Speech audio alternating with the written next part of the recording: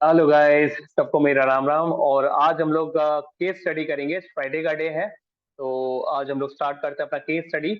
Okay, तो let's start. Okay, ये हमारा पहला केस स्टडी है, तो इसको देखते हैं हम लोग क्या है। Two classmates, Salma and Anil, simplified two different expressions during the revision hour and explained to each other their simplification.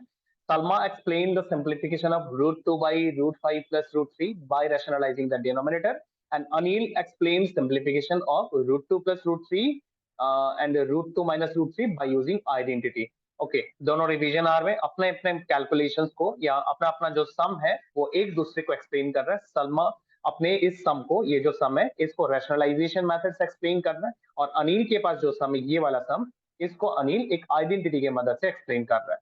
Okay, तो हम देखते हैं एक बार, एक मिनट। हाँ, अभी हमारा जो पहला सवाल है वो है what is the conjugate of root 5 plus root 3। Now conjugate का मतलब क्या होता है? कॉन्जुगेट का मतलब होता है, मान लो आपके पास a प्लस बी है, राइट? तो इसका कॉन्जुगेट का मतलब है a माइनस बी। ठीक है, आपको इस जस्ट बी का साइन चेंज करना है। और अगर आपको बोला गया कि आप ए प्लस बी का conjugate calculate, sorry not a plus b, हाँ आपको बोला कि आप a माइनस बी का कॉन्जुगेट बताओ, तो आप क्या बोलोगे? a plus b. बस आपको b का साइन चेंज करना है। ठीक है, और अगर मैं आपको बोला माइनस ए प्लस बी का आप कॉन्जुगेट कॉन्जुगेट करो, तो आप क्या करोगे इसमें? आप माइनस ए माइनस बी करोगे। जस्ट आपको ध्यान रखना, आप सिर्फ b का साइन चेंज करोगे, आपको a का साइन चेंज नहीं करना। ओके, तो ये इस तरह से आपको कॉन्जुगेट करना। मान लो यहाँ पे माइनस ए माइनस बी दिया होता, तो आप क्या करते? माइनस ए को चेंज नहीं करना, आपको किसको करना? b को चेंज करना है, तो b का साइन प्लस कर दोगे। इस तरह से कॉन्जुगेट करा जाता है। मतलब ओवरऑल बात एक ही है कि आपको बी का साइन चेंज करना है। तो अब यहाँ पे रूट 5 ए हो गया और रूट 3 यहाँ पे बी हो गया, बीच में प्लस है, तो इसका कॉन्जुगेट आपको क्या करना है? आपको ए माइनस बी करना है। मतलब बी कौन है? रूट 3, तो रूट 3 का साइन चेंज करना है। तो आपको रूट 3 का साइन चेंज करने से मिलेगा माइनस रूट 3, तो रूट 5 माइनस रूट 3, ये हो गया इसका कॉन्जुगेट वैल्यू। तो ये ऑप्शन बी, इस तरह से आपको कॉन्जुगेट वैल्यू कैलकुलेट करना है। ठीक है, तो चलो नेक्स्ट क्वेश्चन पे चलते हैं। Okay, by rationalising the denominator Salma will get the answer. अब सलमा का जो सम है वो तो ये है। अब सलमा अगर इसको रैशनलाइज करता है तो सलमा को क्या आंसर मिलता है? तो चलो हम सलमा के इस कैलकुलेशन को रैशनलाइज करके कैलकुलेट करते हैं। तो अभी इसको हम रैशनलाइज करेंगे इसके कॉन्जुगेट वैल्यू से। इसका कॉन्जुगेट वैल्यू क्या है? रूट 5 माइनस रूट 3 से। एंड इक्विवेलेंट फ्रैक्शन का रूल है कि आपको सेम आपको ऊपर लगाना पड़ेगा, है ना? जो आप नीचे मल्टीप्लाई करते हो सेम आपको ऊपर मल्टीप्लाई करना है। तो यहाँ पे क्या बनेगा? Root 2 as it is, root 5 minus root 3, और डिनोमिनेटर में आपको क्या करना है? A plus B A minus B. आप आइडेंटिटी से सॉल्व करो, A plus B A minus B होता है ए स्क्वायर माइनस बी स्क्वायर। तो ए कौन है? Root 5, A square minus B square, B हो गया रूट 3 बी स्क्वायर।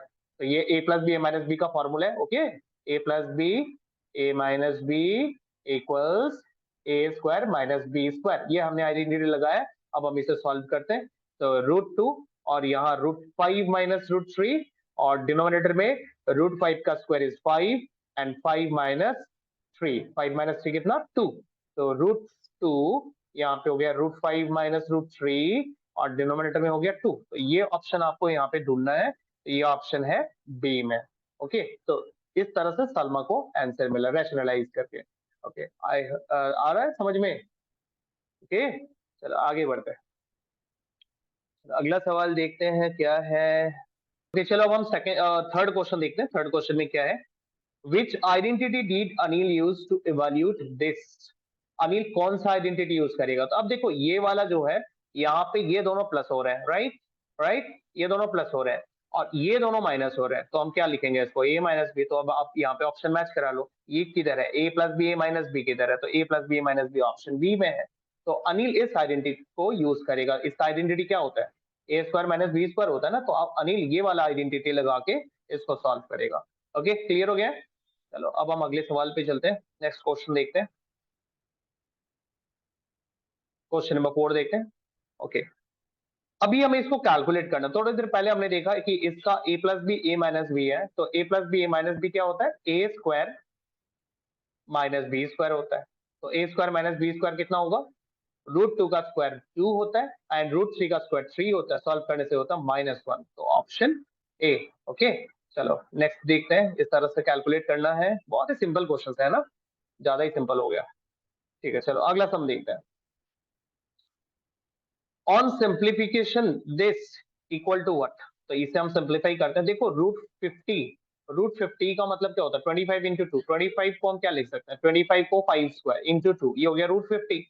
आगे लिखते हैं इसको √98, √98 क्या होता है, √98 होता है 49 इंटू 2। ओके, 49 टू जा, मैं इधर लिख देता हूँ 98 मतलब 49 टू जा, और 49 को आप क्या लिख सकते हो, 7 स्क्वायर इंटू 2, तो इस तरह यहाँ लिख दो 7 स्क्वायर इंटू 2। ठीक है, उसी तरह से 162 क्या होगा, 162 होता है 81 इंटू 2, राइट। अब 81 को कैसे लिखेंगे, 9 स्क्वायर, 9 स्क्वायर इंटू 2, तो अब यहाँ लिख दो 9 स्क्वायर इंटू 2। ठीक है, इस तरह। हाँ, ये 50 भी समझ में आ गया ना, 50 को भी लिखूंगी यहाँ पे, 50 मतलब कितना, 25 इंटू 2, राइट। तो 25 को कैसे लिखते हैं, 5 स्क्वायर इंटू 2, तो आप ये लिख दो ऐसे। अब जिनमें जिनमें स्क्वायर है वो रूट के बाहर आ जाएंगे, 5 में स्क्वायर है, 5 बाहर 2 अंदर, क्योंकि 2 में स्क्वायर नहीं है। फिर माइनस 7 में स्क्वायर है, 7 बाहर और 2 जो है वो अंदर, यहाँ पे आ जाओ। 9 में स्क्वायर है, 9 बाहर और 2 अंदर। ठीक है, अच्छा अब हम इनको प्लस माइनस करेंगे। देखो ये सारे लाइक टर्म्स है, क्योंकि सब में √2 है, इसलिए हम इसको प्लस माइनस कर सकते हैं। सबके रूट का नंबर अगर सेम रहता है ना, तो वो लाइक टर्म होता है, उसको प्लस माइनस किया जा सकता है। तो हम लोग एक बार कैलकुलेट करते हैं, ये दोनों को कैलकुलेट करते हैं। देखो दोनों का साइन अलग है, 5 का प्लस है और 7 का माइनस है, तो अलग साइन होने से माइनस करते हैं ना, डिफरेंट साइन होने से माइनस करते हैं। दोनों का साइन डिफरेंट है, तो माइनस करो। 7 √2 से 5 √2 चला गया तो कितना बचेगा, 2 √2 बचेगा। 7 में से 5 चला गया, 2 बचता है ना, तो 7 √2 से 5 √2 माइनस हो गया तो 2 बचेगा। लेकिन साइन हमेशा बड़े का लगाना, तो बड़ा कौन है, 7 √2 बड़ा है, तो उसमें जो साइन चल रहा है ना वही साइन आप यहाँ पे लगाओ। एंड लास्ट पार्ट ये, इसे कॉपी कर लो 9 √2। अब यहाँ पे भी डिफरेंट साइन है, तो डिफरेंट साइन होने से आप सब्ट्रैक्ट करो। तो 9 √2 से 2 √2 चला गया तो कितना आएगा, 9 √2 से 2 √2 अगर चला गया तो यहाँ पे बनेगा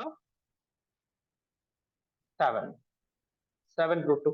ठीक है, क्लियर आया समझ में ये, यस ओके ठीक है।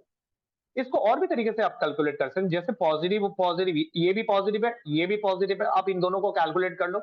इन दोनों को कैलकुलेट करने से आपको क्या मिलता है, 14 √2 मिलता है, राइट, क्योंकि दोनों का साइन सेम था, तो आप ऐड कर दो। इसको कॉपी कर लो इधर, -7 √2, ऐसे भी आप कर सकते हो।